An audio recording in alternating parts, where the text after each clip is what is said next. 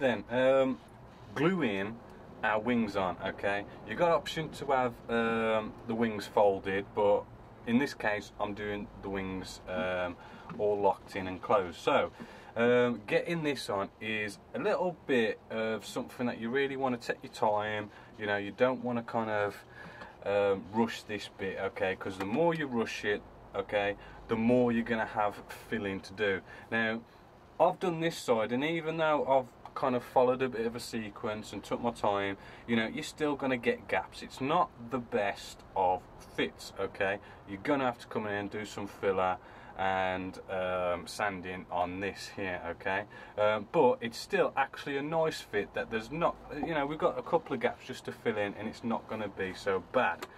Right then, so to get started with this, okay, what I like to do is to glue the top one into place first, okay.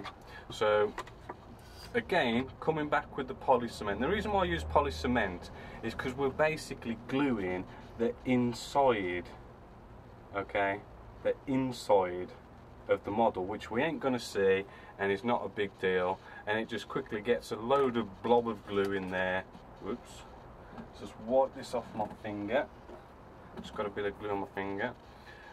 Basically we're just going to put this on here now, okay, and we want to get the top side all nice, lined up, glued in position, okay, because if we're going to choose, you know, if we've got a choice of which side you want it to be the poorer fit, okay, you want to pick the underside to be the poorer fit.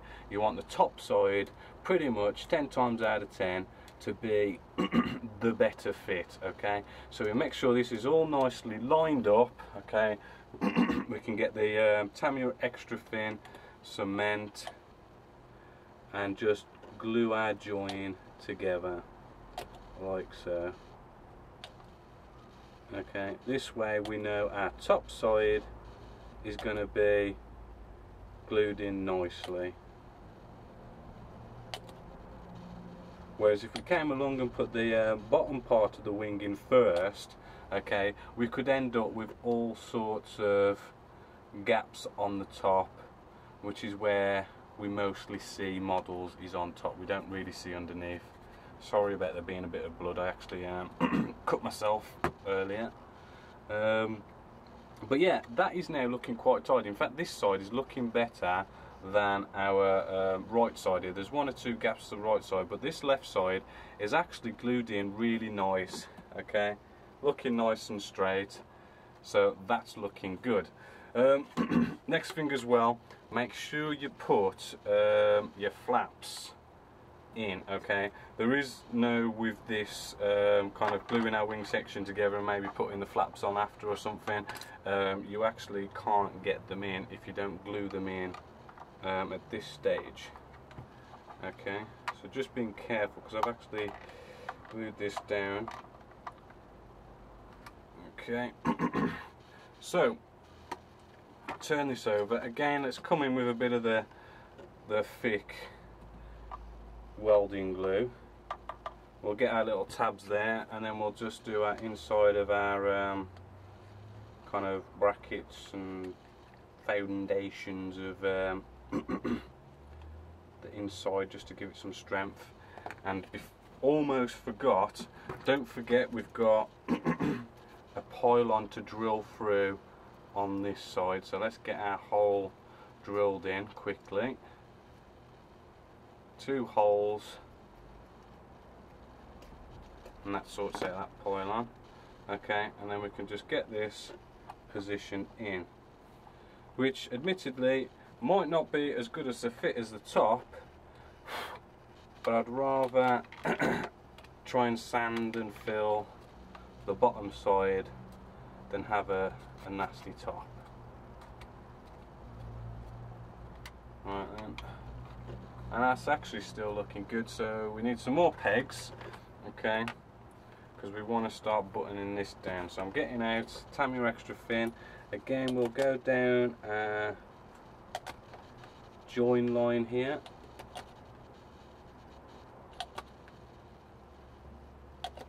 just to get the underside join glued. Okay. Can start by gluing a bit of this wing section, so then we can come in, peg this bit off.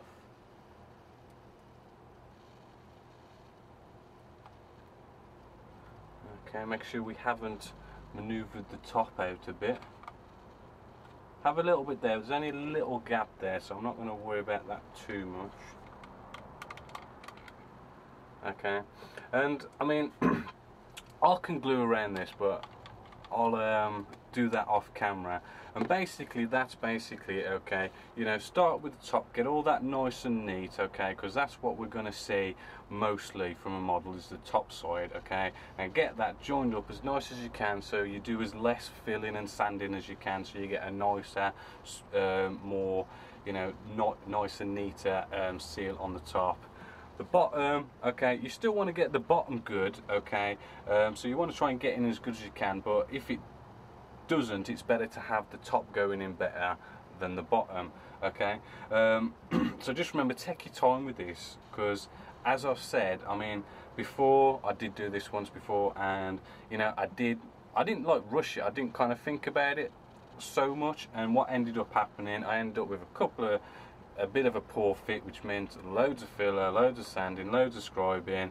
And I find that this way, okay, you're still going to have that problem of putting in that filler, sanding, scribing, but it's not going to be as bad as if you kind of rush through this part. So take your time with this part, get it right, and it'll save you a lot of hassle in the future, and it will make the model look better, okay. So I'll be back when I've got something else to show you.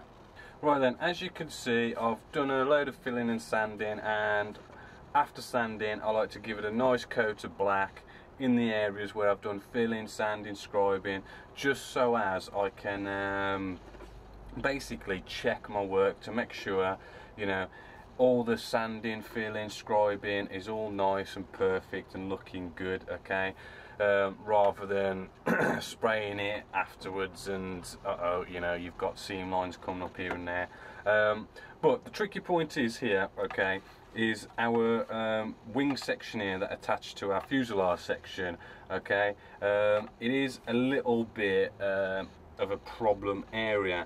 Now we've got all this kind of raised detail as well, so coming in with a load of filler and sanding it away is shall we say, it can kind of ruin this bit of detail that we've got here. So what I like to do here, which makes it really nice and easier, is we find our gaps, we get some of this Vallejo plastic putty, okay, and we just simply apply it specifically to that area, because you've got this nice nozzle to really nicely get it where you want it, okay. And then you get a cotton wool bud, bit moist, okay, and you just wipe it away like so.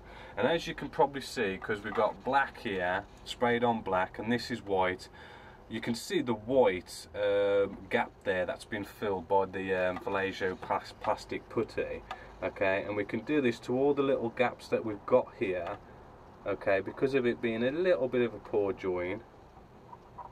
Okay, and we've got a bit going on the back here as well, okay. And we can simply just nicely wipe this away, nice and easily, like so.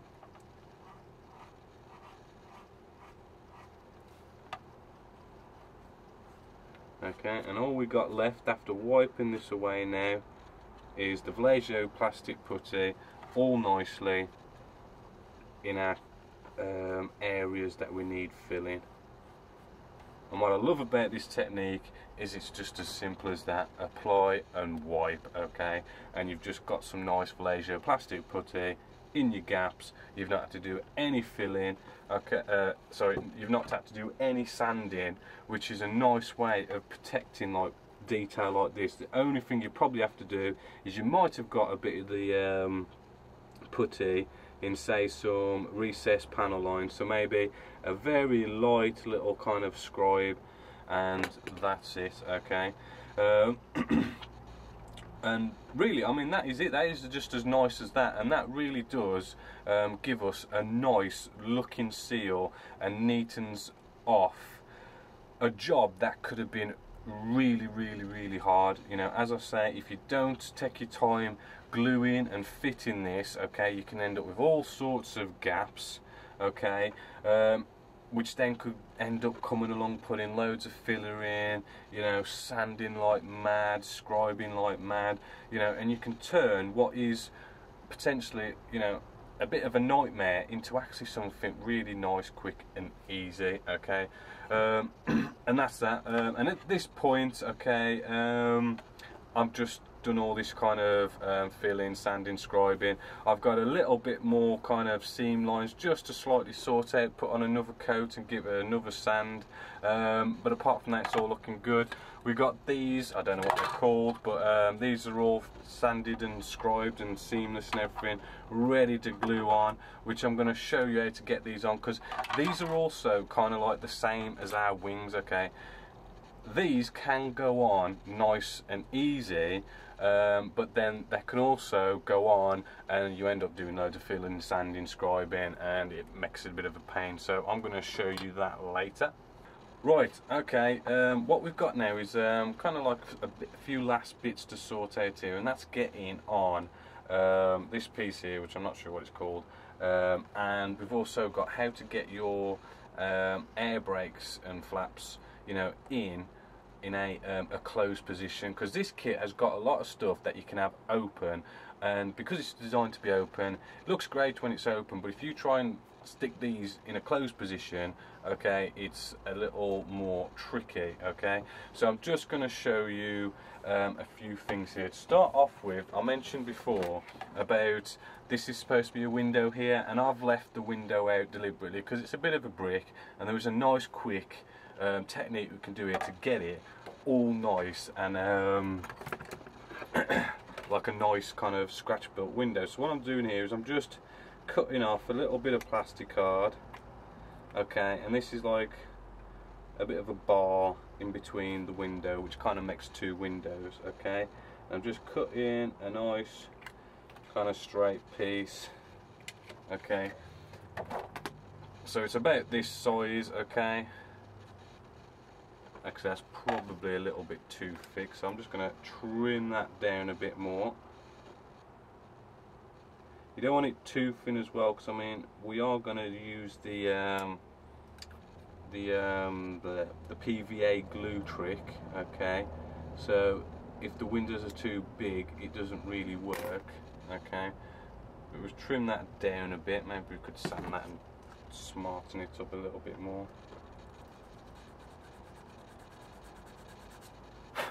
Okay, and what we want to do is we want to get this in here, okay, to make like a bit of a bar. So I'm just going to trim that a little bit more just to make it a little bit more neater, okay. And it's a little tricky, but you've got to kind of get it to like be almost a perfect size, okay. Okay, so I'm kind of know where I'm cutting this. Okay, so that should be hopefully a nice perfect size. Okay, so we could do with some tweezers here. I can just get some out. Okay, I'm just going to hold it in the middle with the tweezers. Bit of our Tamiya extra thin, a little bit on each end. Okay, just so it's going to get a little bit of bite. Okay, and we just want to nicely place it in the window, okay, but we want to get this glue to have that little bit of bite so it starts to hold itself in a little bit, enough for us to come along and then actually get some glue that's going to glue it in. Okay, and that needs a little bit of manoeuvring. Okay.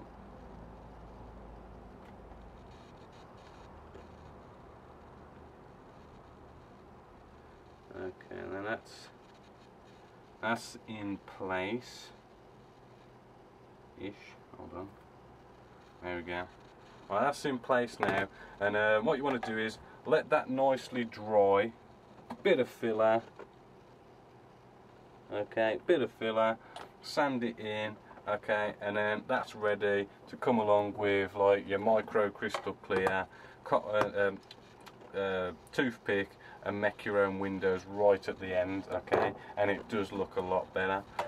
Now here's another part. Now the first time I did this kit, okay, I did have problems, and this is what I'm trying to show you.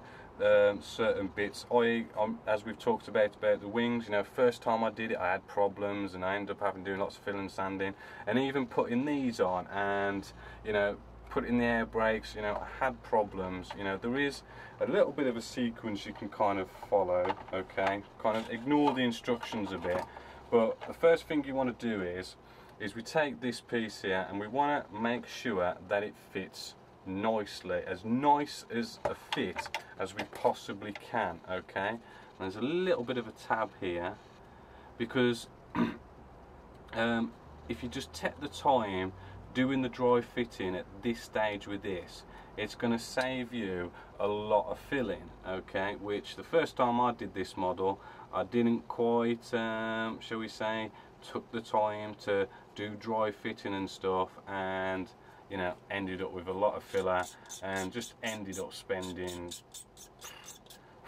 you know, like probably about a day just filling, sanding, because I had so much of it, okay. But this kit actually, you know, you take your time with the dry fitting and testing everything, and you can actually end up with not a lot of filler or sanding, okay.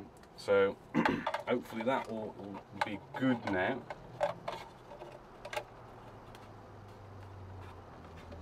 Okay,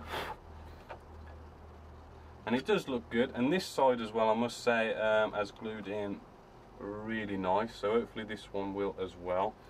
I start gluing the inside here at the front because there's a bit of a gap there, but if you start gluing it first, okay, the welding action will melt the plastic, and you can just quickly, you know, at the front here, just maybe, you know, push it in a bit, and you can get rid of a little gap that's just here at the front on the inside, okay. And that has now gone. There was a little tiny gap, but that's now gone because I've glued that first and kind of pushed it in and whatnot. And you just get your Tamiya extra thin and run it down the sides, okay. And because I've nicely test fitted, done a little bit of cutting, sanding here and there, okay, it fits really nice. In fact, it's fitted so nice I'm not going to be able to show you the bit of filler I could have done on this like I have done in the past ones, but this one has actually filled really nice. And just get underneath as well.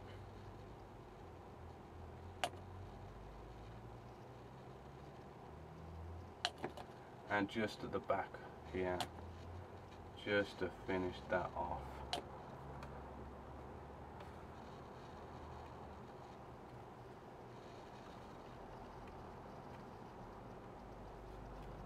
Okay, looking good. Although I think we could do with a bit of pressure just here. Okay, it's just sticking up a little bit. If we leave that, we're going to get a gap. So just need a little bit of pressure there. Okay, and that's looking good now. The next thing is, I had a right problem with this the first time I did it, and that is getting this air brake to be in the closed position. Okay, orientate it right. And the way I did this, okay, I start off with gluing into place the inside one, okay. Oh, first off, the instructions tell you to put on 2 pieces on the underside of it. Don't bother with that. All that does is just makes it stick out and give you massive gaps. Leave them off and you get a nicer fit this way, okay.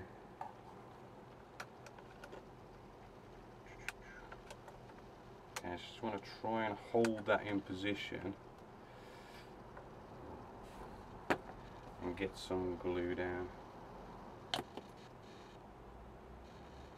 Okay, now you don't need to, you know, try and get everywhere with this glue, because what we're going to do, we're going to get these pegs, it's kind of moving a bit, we're going to get the pegs to hold it into position like so.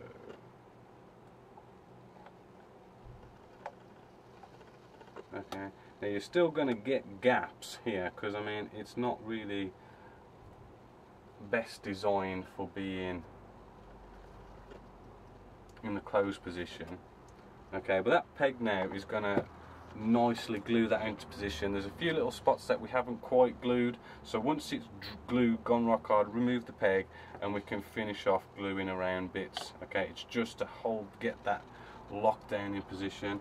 For this bit, right, you need a clamp. Okay, pegs are good, okay, got nice grip, but they're not very kind of got much strength in holding it down, whereas these clamps have got that bit more strength, and you need to kind of get a bit of force going on these. Okay, and that's nicely clamped down, and we're just going to come in and just glue where we can. Okay, don't worry about not getting where you can't because the peg's in the way, because as I say, you know, this glue that we've got down here will lock it in nicely, and when you remove the pegs, okay, it's going to be glued down, and then you can just get in there where you couldn't before with some more glue. Okay, and that will be a lot nicer fit than if you come around, and I think I'll show you if I can find it in the instructions. Where's it gone? Where's it gone? Yeah, in the instructions there's these two little pieces that it wants you to stick actually onto it. They just make it bulkier and makes it have bigger gaps and everything, and you end up doing lots of filling, sanding. It's a right pain. The next bit we've got this here, and it doesn't fit when it's closed. Okay, I don't need to check because it always is, and you just want to sand, what is it, it's the outer side. Okay, just want to sand that down just a bit. Okay, we're only talking maybe taking off a mil just so that it fits. Okay, and you just want to test fit, and that is now absolutely perfect. Okay, so we get a bit of glue on that. Now, I mean, you can have these open if you want to, but everyone seems to like them closed. I mean, this is the 5th one I've done, and they've all my customers have wanted them closed. Okay, and we just come on the top side as well, because it just comes out the top there. Okay, and that is a nice fit. Some tiny little gaps here with this speed brake, but those are easily sorted out with the FAW.2 plastic putty. Cotton wool bud, like I've showed you before, absolutely fine, looks great. Okay, and that's almost it actually.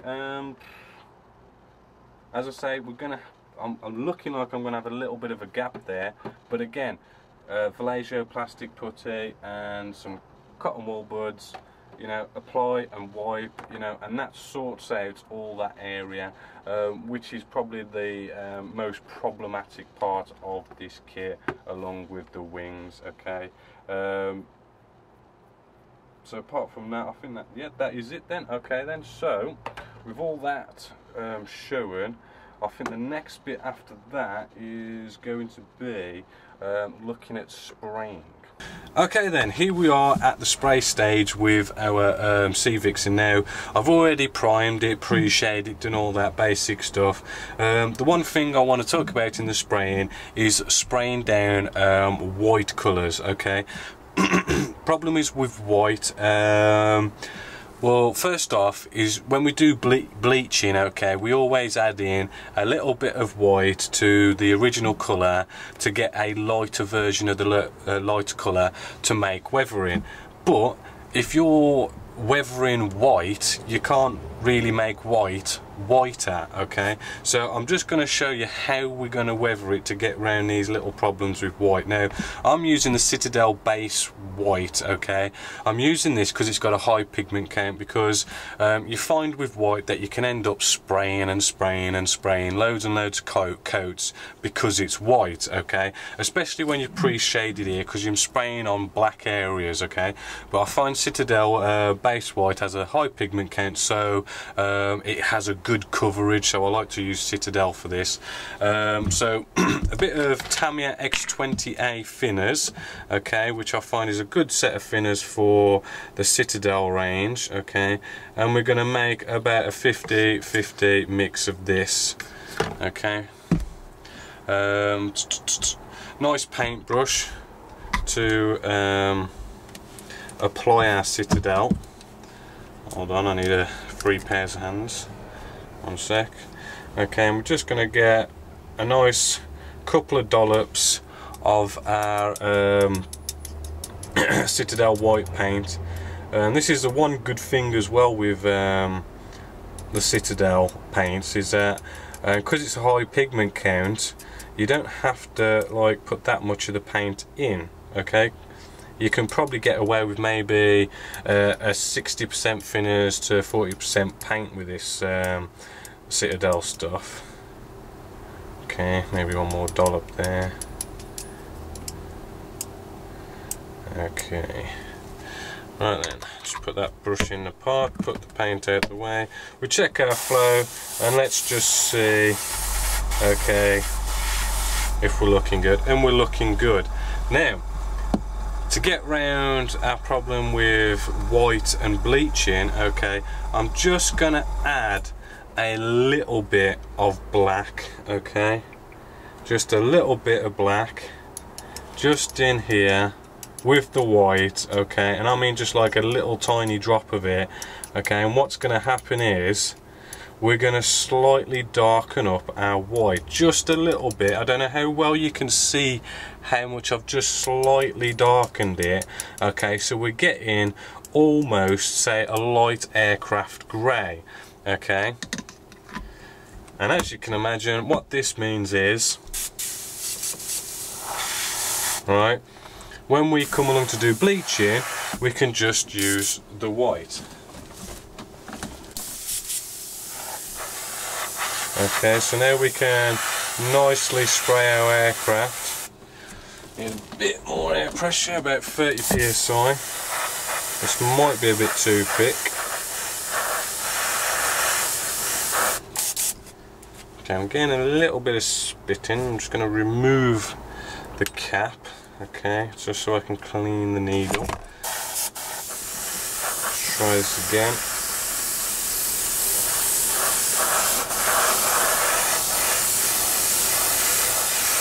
Okay, now as you can see, the pre-shading, okay, the black pre-shading is gonna show through just a little bit, okay, to give us our first stage of weathering. Okay, and as you could probably tell as well, I mean, we're talking kind of, it's a barley grey and it's black pre-shading, and I've just given that one quick little coat, and I think you can agree that the coverage is actually not bad for a first coat using white, okay, and that's why I like to use the Citadel. It's got that nice coverage aspect to it, okay, and all we can do, we can just nicely put a nice quick misty coat on with the white, coming in from all them angles, okay, and giving it the first coat.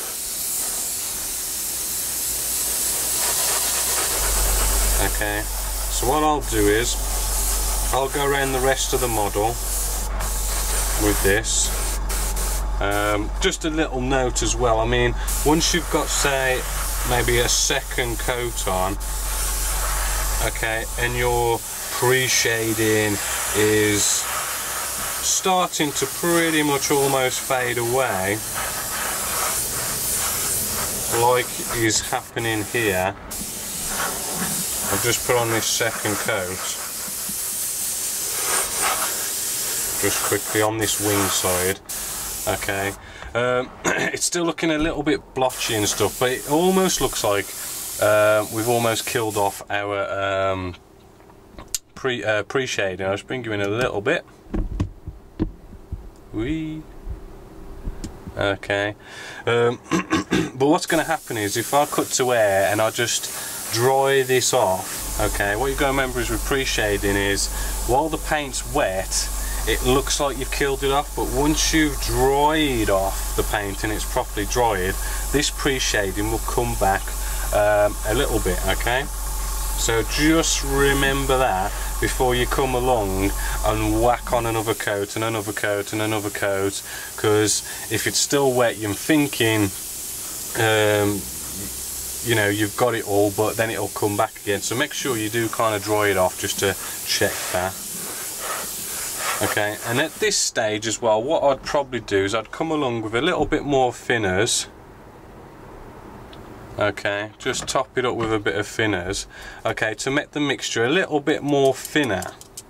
Now the reason why I like to make the mixture a little bit more thinner at this stage is because your pre-shading is almost gone, okay. It's looking a little bit transparent, but you know, it's almost gone, and if I come along with another coat I could probably kill it all off. So if you come along with a thinner coat, okay, it's got the thinner coat will be more transparent and you're not going to kill off the pre-shading as much, so then you can just nicely get the pre-shading how you want to be nicely weathered to make this look nice. Okay, so I can just nicely spray on an even thinner coat to make sure I get my pre-shading coming out as much as I want it to come out. Okay, like so. Yeah, all you got to remember is the thicker the coat, okay, the more you're going to kill off the pre-shading. The thinner the coat, the more coats you're going to need to kill off the pre-shading, okay. So if you do those little coats, thin coats, okay, you've got more control over your pre-shading, okay. It might mean more coats, but it does make you work better because you've got more control to get it the way you want it.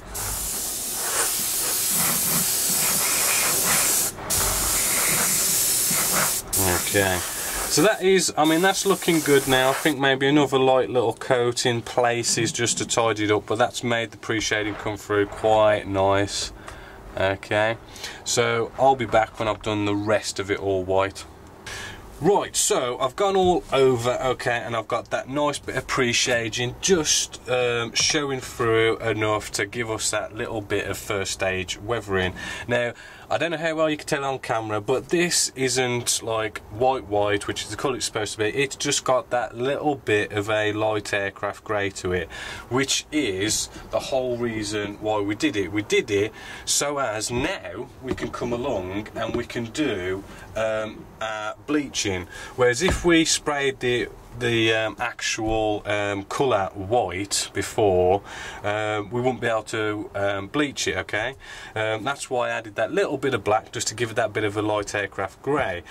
So now we can actually come along, okay, and we can get out our white, okay, no mixing with black or anything, come out with pure white to nicely bleach this to give it a nice weather effect now, okay.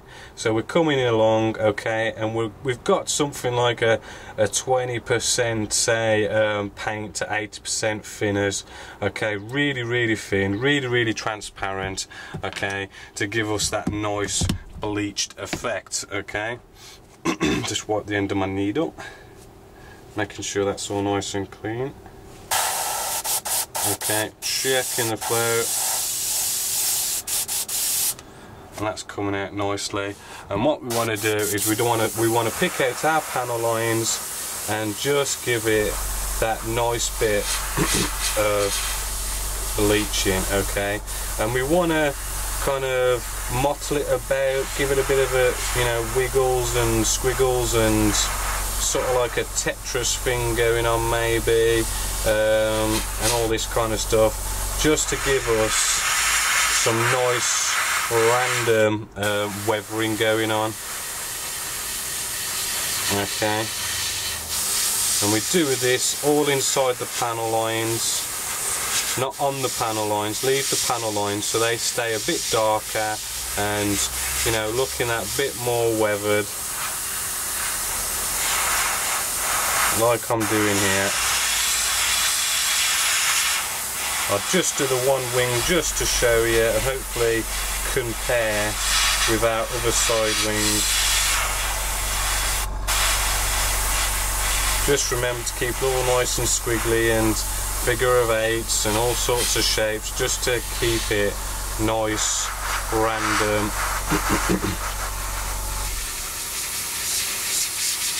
Which then gives us the nice kind of weathering effect that we want.